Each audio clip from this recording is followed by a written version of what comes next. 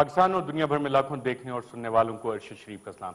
ناظرین، افواج پاکستان کی چینج آف کمانڈ سیریمنی کل ہونے جا رہی ہے۔ آج آخری corps commander conference general Raheel Sharif نے چیئر کی اور تمام کور کمانڈرز کا شکریہ بھی ادا کیا۔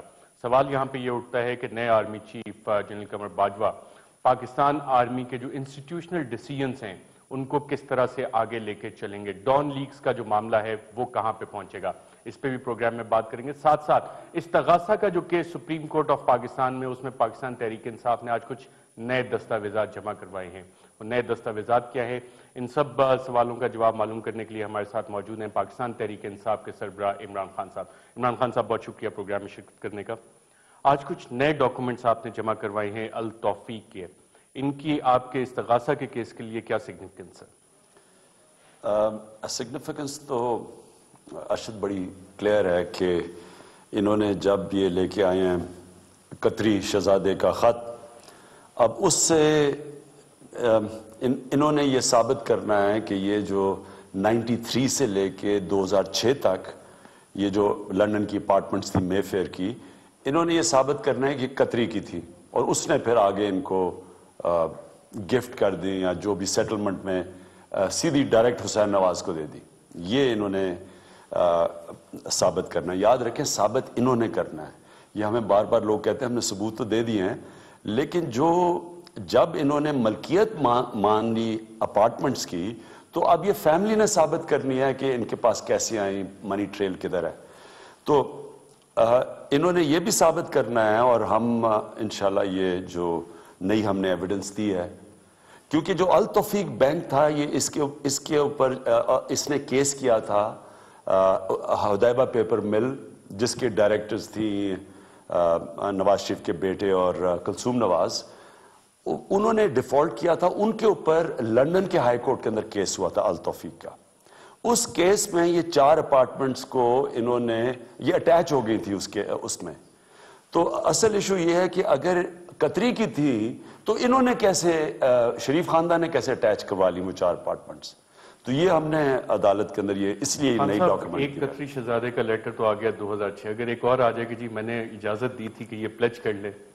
میں یہ سوچ رہا ہوں کہ میں بھی تو عدالت میں ثابت کرنا ہے، میرا بھی کیس لگا ہوا ہے لندن میں، میں نے جو اپارٹمنٹ لی تھی، تو میں بھی کہہ سکتا ہوں کسی کرکٹ فین نے جوش میں آ کے مجھے گفٹ کر دی ہے تو ساری ایشو ختم ہو جائے، لیکن انشاءاللہ میں ساری منی ٹریل دکھاؤں گا۔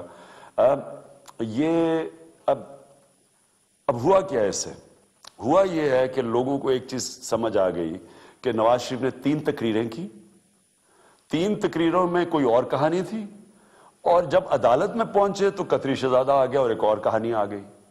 اب اس کے اندر بہت بڑی ڈسکریپنسیز ہے، اور انشاءاللہ سپریم کورٹ کے اندر ہم یہ سامنے لے کے آئیں گے سب کچھ۔ حماد بن جاسم، ان کے ساتھ ایک کول پروجیکٹ بھی چل رہا ہے، فواد صاحب آن ریکارڈ موجود ہیں کہ جی ہاں ہم ان سے مل کے آئے، بہت بڑی کمپنی ہے، سیف الرحمان صاحب بھی وہاں پہ موجود ہیں۔ تو جو پاکستان کی خارجہ پالیسی ہے اور قطری شہزادے کا یہ والا خط، اس میں آپ کو لگتا ہے کہ پاکستان کی خارجہ پالیسی نواز شریف صاحب بہت اچھی طرح چلا رہے ہیں؟ کیونکہ بہت سے لوگ کہتے ہیں کہ دیکھیں جی سعودی عرب میں بھی ان کا کاروبار ہے، UAE میں بھی کاروبار تھے، برطانیہ میں بھی ان کے کاروبار ہیں، ملک کے مختلف ممالک میں، اور 1974 میں وکی لیکس کے مطابق اسکریپ کا اس وقت امریکہ سے بھی تھے۔ تو اتنا اچھا وزیر اعظم آپ کو کیسے ملے گا جس کے مختلف ممالک میں ذاتی کاروبار ہیں؟ تو پاکستان کا مقدمہ ان سے اچھا کون لڑ سکتا ہے؟ حضرت علی کا قول تھا کہ بزنس مین کو ملک کا سربراہ نہ بناؤ، اور امریکہ میں اب ڈیبیٹ شروع ہو گئی ہے۔ ابھی ٹرمپ پریزیڈنٹ نہیں بنا، لیکن ڈیبیٹ شروع ہو گئی ہے کہ اس کے بزنس انٹرسٹ ہیں، اور عموماً یہ ہوتا تھا کہ امریکہ میں جو بھی صدر بنے وہ اپنے سارے بزنس انٹرسٹ کو ٹرسٹ میں رکھ دیتا تھا، وہ بزنس نہیں کرتا تھا جب تک وہ ملک کا صدر ہو۔ اور یہی اسلامی تاریخ میں بھی یہی ہے کہ جب حضرت ابوبکر خلیفہ بنے تو انہوں نے اپنے کپڑے کی دکان جو ان کی بزنس تھی وہ بند کر دی، کیونکہ ان کو پتا تھا کہ اگر وہ خلیفہ وقت ہوں گے تو باقی کپڑے کی دکان والے تاجر بزنس مین ان سے کیسے مقابلہ کر سکتے ہیں۔ یہ ساری دنیا کا اصول ہے جس کو ہم کہتے ہیں ڈیولپڈ ورلڈ، یا جو کہ ڈیموکریسی جدھر ایڈوانسڈ ہوتی ہے۔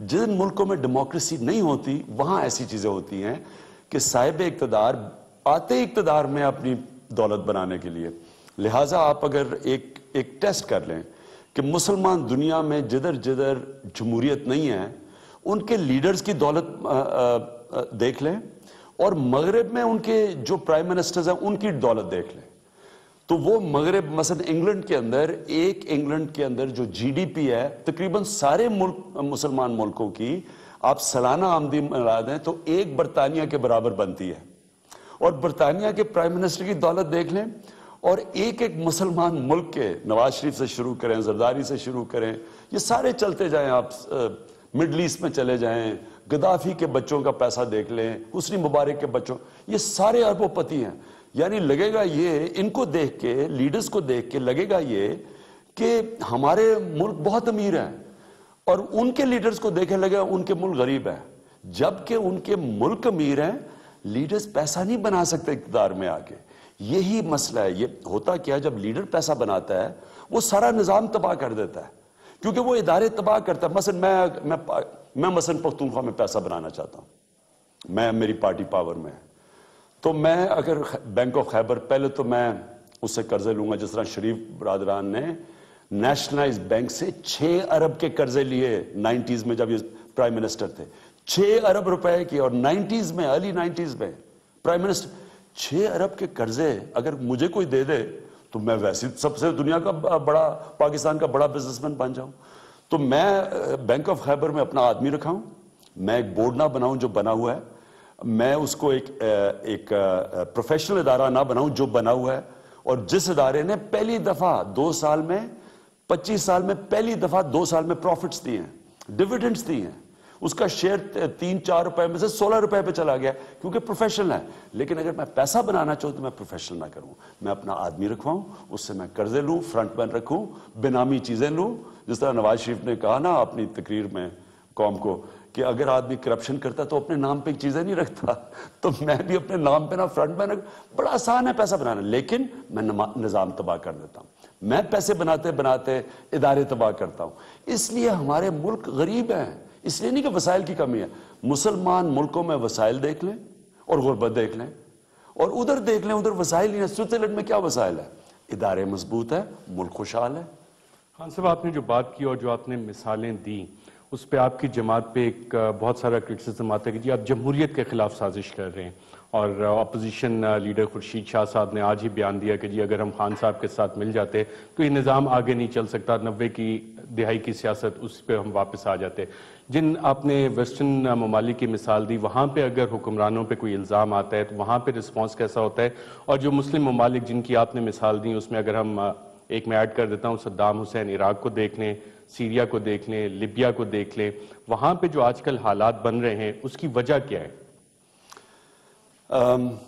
سب سے پہلے تو جی جتنی بہتر جمہوریت اتنے بہتر ادارے اتنی خوشحالی اور جتنی کمزور جمہوریت کیونکہ الیکشن میں جمہوریت تو نہیں ہے الیکشن تو سارے کراتے تھے حسنی مبارک بھی الیکشن کرواتا تھا پتہ نہیں مجھے گدافی کرواتا تھا نہیں لیکن صدام کرواتا تھا عام تیسری دنیا میں مغابی ادھر اسلام کریموف جو تھا ازبکستان یہ سارے الیکشن 30 سال سے الیکشن کروا رہے تھے جمہوریت نہیں تھی جمہوریت تب ہوتی ہے جب آپ کے ادارے مضبوط ہوں جب آپ کے ادارے مضبوط ہوتے ہیں کرپشن کم ہوتی ہے مثلا اگر آج یہاں ادارے کام کر رہے ہوتے تو مجھے سپریم کورٹ میں جانے کی ضرورت ہی نہ پڑتی اگر نیب کام کر رہی ہوتی ہے ابھی ایف بی آر کام کر رہی ہوتی پارلیمنٹ ایک ادارہ ہوتا مجھے جانا ہی نہ پڑتا سپریم کورٹ ریفرنس دے رہے ہیں پینما میں انکشاف ہوتا ہے نواز شریف کا اور سپیکر ریفرنس دے رہا ہے میری اور نواز شریف کی نہیں دے رہا انکشاف اس کا ہو رہا ہے تو نہ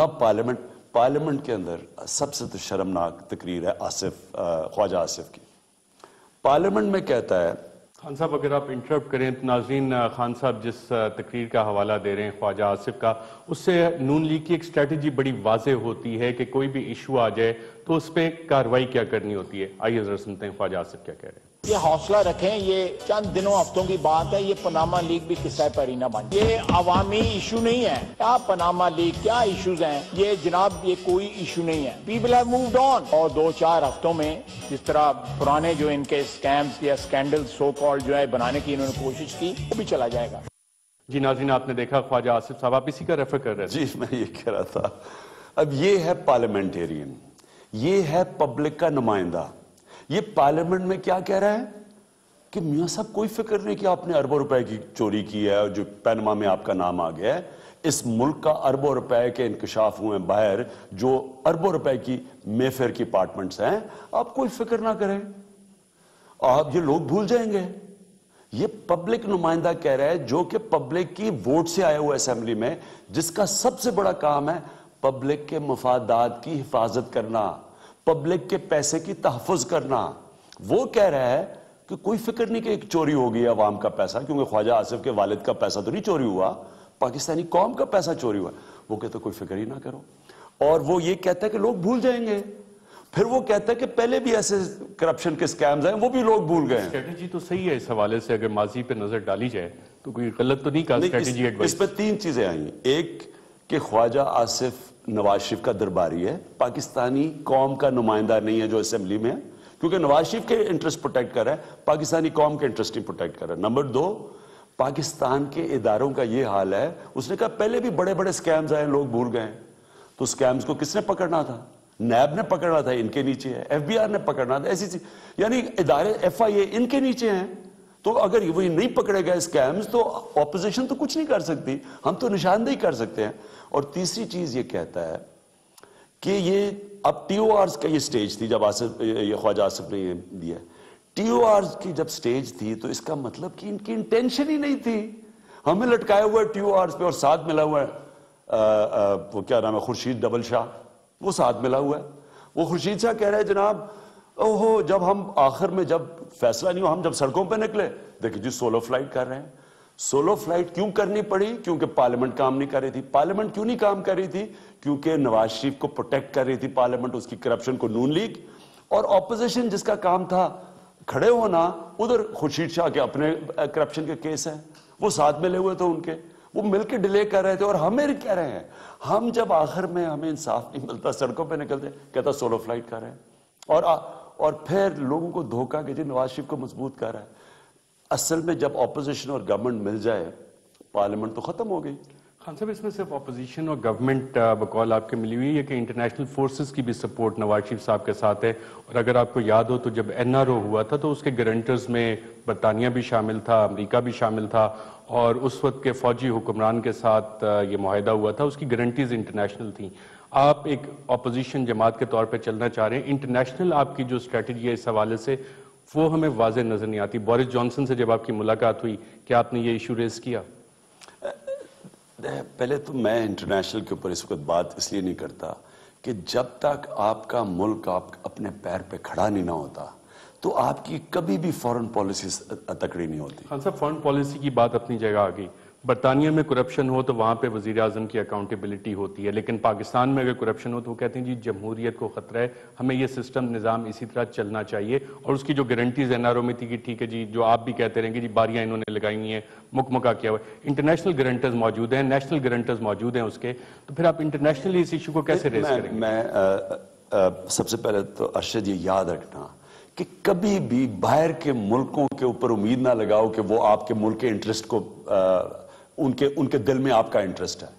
یہ سوچنا کہ میں بورس جانسن سے کہوں جی دیکھیں پاکستان ہماری مدد کریں جی. یہاں پہ ایک وقفہ لینا ناظرین, وقفے کے بعد دوبارہ جب واپس آئیں گے تو پاکستان تحریک انصاف نے ایک ڈاکومنٹری اسپیشل رپورٹ بھی بنائی ہے جس میں کہ کافی ساری کانٹرڈکشنز بیانات کی وہ دکھائی گئی ہیں. وہ کیا ہے اس حوالے سے بھی خان صاحب سے بات کریں گے ایک وقفے کے بعد.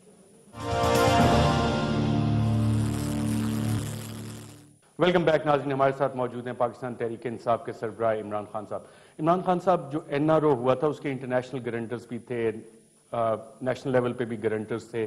جب آپ کی بورس جانسن سے ملاقات ہوئی تو کیا آپ نے یہ ایشو ریز کیا کہ جناب آپ کے ملک میں کرپشن کا ایشو آتا ہے تو وہاں تو اکاؤنٹیبلٹی ہوتی ہے, یہاں جب کرپشن کی بات آتی ہے تو آپ کہتے ہیں کہ جی جمہوریت خطرے میں؟ اس نے مجھے کہا کہ جب ڈیوڈ کیمرون کا نام آیا تو اس نے کہا وہ اسمبلی میں پارلیمنٹ, برٹش پارلیمنٹ میں گیا اور کہتا اس کو بڑا سخت سوال جواب ہوا اور اس کو پوری اپنی صفائی پیش کرنی پڑی, ڈاکیومنٹری ایویڈنس دینی پڑی. تو ہم پینما کی بھی بات کر رہے تھے تو ان کو یہ تاثر انہوں نے دیا ہوا ہے ہماری گورنمنٹ نے کہ جب ان کی دھاندلی کے اوپر بات کرو اور یہ ہمیں جواب نہ دیں, ہم پھر پرامن مظاہرے کریں, آپ فوج کو بلا رہے ہیں. آپ کی چوری پکڑی جائے پینما میں, اس کے اوپر ہمیں انصاف نہ ملے, ہم سڑکوں پہ ہیں, آپ فوج کو بلا رہے ہیں. آج سول کے اندر ساؤتھ کوریا میں لاکھوں لوگ نکلے ہوئے ہیں ان کے پریزیڈنٹ پاک کی کرپشن کے اوپر. وہ ان کو کیوں نہیں کوئی کہتا کہ فوج کو بلا رہے ہیں؟ لاکھوں لوگ سڑکوں کے اوپر ہیں, ریزگنیشن ڈیمانڈ کر رہے ہیں اس کا, حالانکہ اس نے خود کرپشن میں نہیں ہے, اس کی کوئی اسسٹنٹ کو کوئی 30 کروڑ کی کرپشن کا کہا جائے, پبلک سڑکوں پہ ہے. یہ ایک جمہوریت کے اندر لوگوں کا حق ہوتا ہے.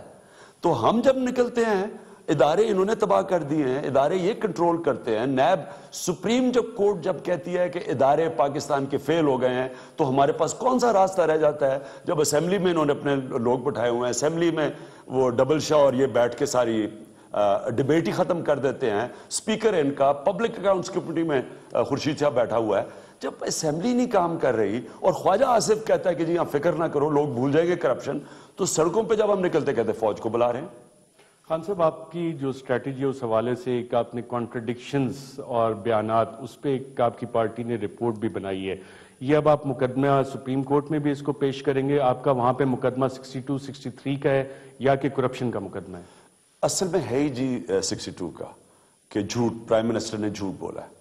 اور یہ بہت سیریس ہے, کیونکہ ڈیموکریسی کے اندر ایک تو پاکستان کی کانسٹیٹیوشن کے خلاف ہے, یہ آپ صادق اور امین نہیں رہے. دوسرا, جمہوریت کے اندر رچرڈ نکسن امریکن پریزیڈنٹ جھوٹ پہ نکالا گیا تھا. اس کے لیے امپیچمنٹ, اس کی پوری ہیئرنگ ہوئی تھی بل کلنٹن کی, وہ خاتون مونیکا لوئنسکی کے خلاف جھوٹ کے اوپر بات ہوئی تھی. اور پھر ڈیوڈ میک میلن تھے جو برطانیہ کے پرائم منسٹر, جھوٹ کے اوپر ان کو ریزائن کرنا پڑا تھا. تو یہ جب ایک پرائم منسٹر کی کریڈیبلٹی ختم ہو جاتی ہے, اس کی اخلاقی قوت اور جواز ختم ہو جاتا ہے جمہوریت میں حکومت کرنا. ڈکٹیٹر میں تو ایک فوج ہے, اس کے پاس ہتھیار ہیں, لیکن جمہوریت میں ایک پرائم منسٹر کا سب سے بڑا ہتھیار اس کی اخلاقی قوت ہوتی ہے. وہ جب چلی جاتی ہے تو وہ پھر ریزائن کرنا پڑتا ہے. تو ہم وہ کیس ہے ہمارا اس وقت پارلیمنٹ میں. میں صرف ایک اور آپ چیز ایڈ کر دوں کہ دیکھیں, باہر کے جو لوگ ہوتے ہیں وہ پاکستان کو اس طرح نہیں دیکھتے کہ انہوں نے ہمارا ملک ٹھیک کرنا ہے, وہ اپنے انٹرسٹ دیکھتے ہیں کہ ان کا انٹرسٹ پاکستان کیسے ادا کر سکتا ہے. ان کا اس وقت انٹرسٹ ہے افغانستان, سب سے بڑا انٹرسٹ ہے, وہاں پھنسے ہوئے ہیں وہ. تو وہ چاہتے ہیں کہ پاکستان ان کی وہاں جو انہوں نے تباہی کی افغانستان میں, ہم کسی طرح وہ ٹھیک کر سکتے ہیں. ہندوستان ان کے لیے ایک بڑی منڈی ہے, مارکیٹ ہے. ان کا انٹرسٹ یہ ہوتا ہے کہ ہندوستان بڑا بھائی بن جائے اور پاکستان کسی طرح بس ان کی ٹریڈ یا ان کی مارکیٹ کوئی ڈسرپشن نہ ہو. وہ اور طرح دیکھتے ہیں ہمیں. تو اس لیے ہمیں ان سے کوئی امید نہیں لگانی چاہیے. ہمیں پاکستان کو پاکستانیوں نے ٹھیک کرنا ہے. پاکستانیوں کو ٹھیک کرنا, پاکستان کو پاکستانیوں سے ٹھیک کرنے کی جب آپ بات کرتے ہیں, سپریم کورٹ میں ہم نے دیکھا جو اداروں کی پرفارمنس سامنے آئی, نیب کی آئی, ایف آئی اے کی آئی, ایس سی سی پی کی آئی, اس سے پہلے ٹی او آرز پہ پارلیمنٹ کی اپنی کمیٹیز کی چیزیں سامنے آئیں. آپ اکثر ونسٹن چرچل کا ایک کوٹ بتاتے ہیں تقریروں میں کہ جناب جب تک عدالتیں کام کر رہی ہیں اس وقت تک معاملات صحیح رہیں گے. انصاف کی امید ہے آپ کو سپریم کورٹ سے؟ امید ہے, اور یہ بینچ بہترین بینچ ہے, اس سے بہتر بینچ نہیں ہو سکتا تھا سپریم کورٹ میں. کیا ہوتا ہے میں نہیں جانتا, یہ تو ہم نہیں کہہ سکتے, لیکن میں اتنا جانتا ہوں کہ پبلک نے جب سے وہ قطری کا خط آیا نا, پبلک کے لیے تو یہ سب کو پتا کہ نواز شریف جھوٹ بول رہا ہے. اور ہم نے وہ جو ہمارے وہ لوگوں نے, ہمارے سوشل میڈیا کے لوگوں نے جو فلم بنائی ہے کہ شریفوں کے جھوٹ اور شریفوں کی زبان میں, یعنی ان کی اپنی جو انہوں نے پہلے کہتے تھے پھر ان کے جھوٹ دکھائے گئے ہیں. اور پھر ایک نون ٹرنز, ایک نئی ٹرم نکلی ہے نون ٹرنز, کہ یو ٹرن نہیں نون ٹرنز, کہ پہلے نواز شریف کیا کہتے تھے آپ کیا کہتے ہیں. تو یہ بیسکلی ہے, یہ سوشل میڈیا بہت بڑی پاور ہے اور میں ان کی مبارک دیتا ہوں ان کو. لیکن میں پھر اس کے اوپر واپس آتا ہوں کہ سپریم کورٹ کیا کرے گا میں نہیں جانتا. پبلک اوپینین کے اندر جس طرح انہوں نے نواز شریف کی 3 تقریریں تھیں اور اب جو قطری آ گیا ہے, وہ اتنا فرق پڑ گیا بیچ میں کہ لوگوں کو پتہ چل گیا ہے کہ پہلے کچھ کہہ رہے تھے اب کچھ کہہ رہے ہیں. سیدھا سیدھا اگر برٹش پرائم منسٹر آ کے ایک دن کے اندر ثبوت دے کے اپنے آپ کو کلیئر کر سکتا تھا, تو اگر نواز شریف کیا پکڑے نہیں گئے تھے, یہ بھی ایک دن میں اپنے آپ کو 3-4 جواب دے کے ڈاکیومنٹس دکھا کے اپنے آپ کو فارغ کر سکتے تھے. لیکن کیونکہ یہ پکڑے گئے ہیں, ان کے بچوں کی کانٹرڈکٹری سٹیٹمنٹس ہیں, ایک بچہ کچھ کہہ رہا ہے دوسرا کچھ کہہ رہا ہے. پہلے مریم نواز کہہ رہی ہماری ہے ہی نہیں کوئی پراپرٹی 2012 میں, اور 2016 میں وہ جب انکشاف ہوتے ہیں پینما میں تو پھر کہتے ہیں میں ٹرسٹی ہوں، اور پھر وہ ان کی پراپرٹیز بھی نکلاتی ہیں اور سارا کچھ. تو یہ جو کانٹرڈکشنز ہیں لوگوں کے ذہنوں میں واضح ہو گیا ہے کہ یہ چھپا رہے ہیں. یہ اپنی کمپنیز بنائی تھی باہر کی پراپرٹیز چھپانے کے لیے، اور وہ انکشاف ہو گیا پینما میں، اور جب ہوا تو پھر جھوٹ کے اوپر جھوٹ بولنا پڑ رہا ہے. خان صاحب، ایک لیگل ٹرم ہوتی ہے آفٹر تھاٹ، کیونکہ جب پرائم منسٹر صاحب کی جن تقاریر کا آپ نے حوالہ دیا ایڈریس ٹو دی نیشن اور فلور آف دا پارلیمنٹ پہ، اس میں قطر کا کہیں ذکر نہیں تھا. آپ کے وکلا سے جب آپ کی بات چیت ہوئی ہے، اس پہ آپ کی بات ہوئی ہے قطری شہزادے کے اس خط پہ آپ نے آگے کیا کرنا ہے، یہ آفٹر تھاٹ ہے؟ کیونکہ پہلے تو یہ ذکر کسی نے نہیں سنا اس کا. اصل میں ارشد ہوا کیا، پینما میں انکشاف ہو گئے، اس کے بعد پریشر پڑ گیا. نواز شریف نے پہلی تقریر کی، لوگ مطمئن نہیں ہوئے، اور پھر کانٹرڈکشنز نکلائیں. پھر انہوں نے دوسری کی، پھر بھی نہیں مطمئن ہوئے. پھر اسمبلی میں جا کے انہوں نے تیسری کی. تینوں کے اندر بھی تضاد ہے. اور پھر یہ سوچ ان کے ذہن و گمان میں بھی نہیں تھا کہ سپریم کورٹ میں پہنچ جائیں گے. اور وہ خواجہ آصف کی تقریر ہے اسمبلی میں کہ فکر نہ کریں لوگ بھول جائیں گے. اور لوگوں نے بھول جانا تھا اگر ہم سڑکوں پہ نہ نکلتے، ہم پریشر نہ ڈالتے، لوگوں نے بھول جانا. ان کے ذہن میں نہیں تھا کہ انہوں نے سپریم کورٹ میں جانا ہے. جب سپریم کورٹ میں پہنچے تو انہوں نے سوچا کہ وہ جو انہوں نے طوطا مینا کی کہانی سنائی تھی وہ تو سپریم کورٹ میں اڑا دیں گے، لہٰذا قطری شہزادہ ٹو دا ریسکیو. وہ قطری شہزادہ پہنچ گیا. اب اس نے اور سوال پیدا کر دیے، اور لوگوں کے ایک انہوں نے لوگوں کو سٹوری دی تھی لوگوں کو مطمئن کرنے کے لیے. جب یہ قطری کو لے کے آئے ہیں عدالت کو مطمئن کرنے کے لیے، لوگوں کو پتا چل گیا، عوام میں پتا چل گیا کہ یہ جھوٹ کو کور اپ کر رہے ہیں. اب وہ اگر عدالت کو کسی نہ کسی طرح مطمئن کر ہی دیں، جو میں سمجھتا ہوں نہیں کر سکیں گے، تو عوام کی نظر میں تو یہ ثابت ہو گیا کہ ان کے پاس جو نواز شریف نے کہا نا میرے پاس سارے ثبوت ہیں، اسمبلی میں میرے پاس سارے ثبوت ہیں، پتہ چلا کوئی ثبوت ہی نہیں تھے. خان صاحب، ایک ٹرانزیشن ہو رہی ہے، آرمی کی ہائی کمانڈ وہ چینج ہو رہی ہے، تو جنرل راحیل شریف صاحب کی لیگسی کے حوالے سے آپ کیا کہیں گے؟ کیونکہ آپریشن ضرب عضب کا کریڈٹ ان کو یقیناً جاتا ہے، کافی سارے اقدامات بھی کیے. کتنا بڑا ٹاسک ہوگا نئے آرمی چیف کے لیے کہ جو اسٹیچر اور جتنے بڑا گیپ جنرل راحیل شریف صاحب چھوڑ کے جا رہے ہیں اس کو فل کرنا؟ دیکھیں، جنرل راحیل شریف نے بڑی اچھی ٹریڈیشن بنائی پاکستان میں. انہوں نے پہلے تو ایک پروفیشنل فوجی آئے جنہوں نے یہ ضرب عضب اور پھر اس کے بعد کراچی میں جو آپریشنز جو کیے ہیں، کراچی میں جو امن آیا ہے، یہ ان کو کریڈٹ جاتا ہے، ضرب عضب کا کریڈٹ جاتا ہے. اور پھر سب سے بڑی بات یہ کہ انہوں نے بالکل پروفیشنلی کام کیا. یعنی اتنا ملک میں لوگ ان کو آگے اکسا رہے تھے کہ جی آؤ کوئی بڑا رول پلے کرو، انٹروین کرو، نہیں کیا. پاکستان کی جمہوریت کو موقع دیا آگے بڑھنے کا. تو انہوں نے اپنے آپ کو جیسے کنڈکٹ کیا، مثال بنی ہے فوج کے لیے. اور میں سمجھتا ہوں کہ اور انشاءاللہ جو آگے بھی مجھے نظر آ رہا ہے، میرے خیال میں یہی ہوگا کہ فوج نے جنرل مشرف کے بعد یہ ریئلائز کیا کہ جب فوج آتی بھی ہے، انٹروین کرتی ہے، اور یہ سب سے برا وقت تھا. یعنی یہ جو پچھلے 8 سال گزرے ہیں جمہوریت کی، تو انہوں نے دھجیاں اڑا دی ہیں نا. یعنی مشرف کے دور میں ادارے بہتر فنکشن کرتے تھے، ڈیموکریٹک ادارے، زیادہ جمہوریت تھی اس کے مطابق جو مقابلے میں جو انہوں نے کیا 8 سالوں میں. یعنی 6000 ارب سے قرضے تقریباً 24,000 ارب پہ پہنچے ہیں، 4 گنا زیادہ قرضے چڑھا دیے 8 سال میں. تو ان کی جو پرفارمنس ہے وہ تو بہت بری ہے. اس کے باوجود انٹروین نہیں کیا. یہ پازیٹیو چیز ہے. اور میں سمجھتا ہوں کہ اگر یہی پروفیشنل رہی ہماری فوج، ہمارے لیے خوشائن ہے، کیونکہ ہمیں ایک پروفیشنل فوج چاہیے. ڈان لیکس کا ایک ایشو ہوا تھا، اس پہ آپ سمجھتے ہیں کہ یہ ایشو آگے اب چلے گا؟ کیونکہ کور کمانڈر کانفرنس کے بعد جب لاسٹ ٹائم اعلامیہ آیا تھا اس میں سے serious breach of national security قرار دیا گیا تھا. اب ایک کمیشن بھی بن گیا ہے. اب سمجھتے ہیں کہ جس طرح ماضی میں ہوتا رہا، جے آئی ٹیز بہت سی بنی جس میں ISI اور MI کا ایک ڈسینٹنگ نوٹ آ جاتا اور اس کے بعد فائل بند، یہ فائل آپ سمجھتے ہیں بند ہو گئی ہے؟ دیکھیں، اس میں تو بڑی جلدی یہ واقعی جو چودھری نثار نے شروع میں کہا تھا، یہ 4 دنوں میں سارا کچھ سامنے آ جانا چاہیے تھا. یہ کوئی راکٹ سائنس تو نہیں تھی. اور یہ بڑی سیریس بریچ تھی. سیریس بریچ اس لیے تھی کہ وہ زبان استعمال کی گئی پاکستانی فوج کے خلاف جو کہ ہندوستان کرتا ہے، جو پاکستان کے دشمن کرتے ہیں. اور باہر کے اخباروں میں اور خاص طور پہ ہندوستان میں فرنٹ پیج اس کو کیری کیا گیا کہ نواز شریف ایک ڈاو ہیں جو امن چاہتے ہیں، جو نان اسٹیٹ ایکٹرز کے خلاف کارروائی کرنا چاہتے ہیں، اور فوج دہشت گردوں کے ساتھ ہے. یہ ہندوستان میں نیریٹو چلا. اور نریندر مودی نے یہ کہا کہ نواز شریف نے جب سپیچ کی یو این کے اندر, انہوں نے کہا یہ نواز شریف دہشت گرد, یعنی کہ جنرل رحیل کی زبان بول رہے تھے, نواز شریف نہیں ایسی زبان کشمیریوں کے لیے استعمال کرتا. تو یہ بڑی سیریس اور ڈیمیجنگ تھی فوج کے لیے.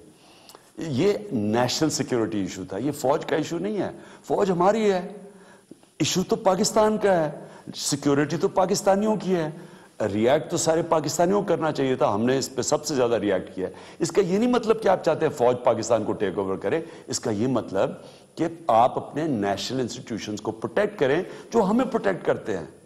اور یہ اس کو کنفیوز کر لیتے ہیں لوگ کہ دیکھیں جی جب فوج کی آپ کوئی فوج سے کوئی مثلا جو آئی ایس آئی کے چیف کو فوج نے جو جیو نے 6 گھنٹے ذلیل کیا تھا سارا دن ٹی وی کے اوپر, کوئی ایسے نہیں کرتا اپنی سیکیورٹی اسٹیبلشمنٹ پہ. بٹ اس کا یہ نہیں مطلب کہ آپ چاہتے ہیں فوج ٹیک اوور کر جائے. اس کا یہ مطلب کہ فوج ایک ادارہ ہے جو آج اس ملک کو سب سے زیادہ ضرورت ہے اس کی.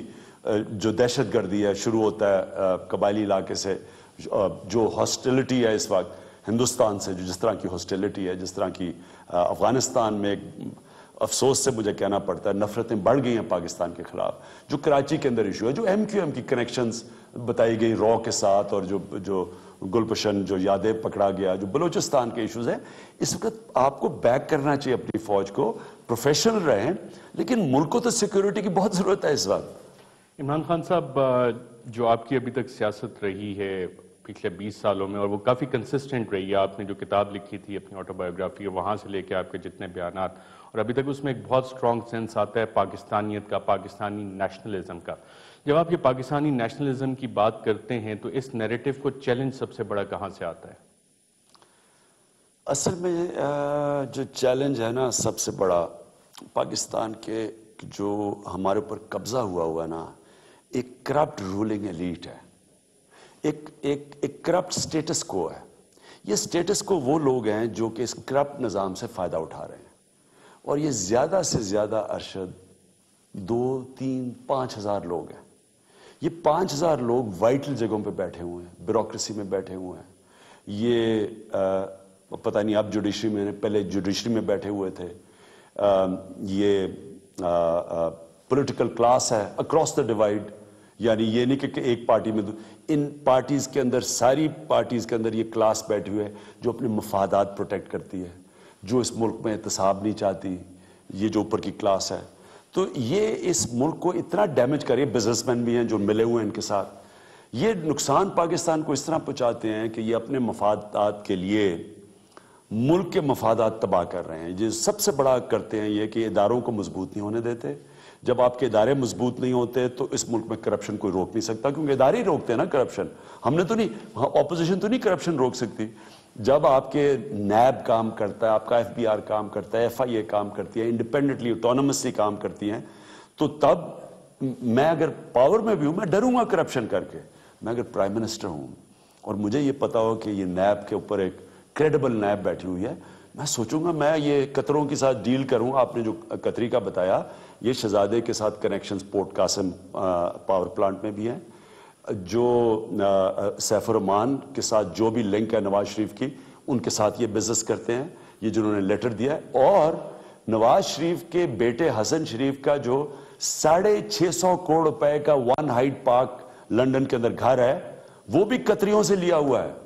تو یہ جو کانفلکٹ آف انٹرسٹ, ان کے جو انٹرسٹ پروٹیکٹڈ ہیں, یہ اس کے اندر اور بھی لوگ ہیں نا جو ملے ہوئے کر رہے ہیں. اب اگر نیب آزاد ہوتی تو وہ تو فوری طور پہ پکڑ لیتی ان کو, یا کوشچن کرتی, اور ڈرتے یہ. تو جب یہ کرتے ہی, یہ اس لیے پیسہ بنا رہے ہیں ادارے تباہ کر کے. ادارے تباہ کرتے ملک تباہ ہو جاتا ہے. ہمارے پاس پیسہ ہی نہیں اکٹھا ہوتا اپنے لوگوں کے اوپر خرچ کرنے کا, ہیومن ڈیولپمنٹ پہ, تعلیم پہ. 2.5 کروڑ بچہ سکولوں سے باہر ہے, ہمارے پاس پیسہ ہی نہیں ہے ان کے لیے. ہسپتالوں میں 4 لوگ بستروں پہ پڑے ہوئے ہیں, کیونکہ یہ ایک چھوٹی سی جو ایلیٹ بیٹھی ہوئی ہے, یہ کرپٹ مافیا جو بیٹھا ہوا ہے, یہ یہاں سے پیسہ باہر دیتا ہے. اس میں میڈیا ہاؤسز بھی ہیں جو ان کے ساتھ مل کے پیسہ بنا رہے ہیں اور جو ان کو پروٹیکٹ کرتے ہیں. یہ جو سٹیٹس کو ہے نا, ہمارا چیلنج ہے اس کو شکست دینا, اور وہ کر سکتی ہے عوام کی طاقت. ناظرین یہاں پہ ایک وقفہ لیتے ہیں اور وقفے کے بعد جب واپس آئیں گے تو جن چیلنجز کا انٹرنل سیکیورٹی چیلنجز کا ایکسٹرنل سیکیورٹی چیلنجز کا عمران خان صاحب نے ذکر کیا اور جو سٹیٹس کو کی طاقتیں اس کو برقرار رکھنا چاہتی ہیں کتنا بڑا چیلنج ہے اور عمران خان کی جماعت اس کو کیسے ہیڈ آن لے سکتی ہے ایک وقفے کے بعد.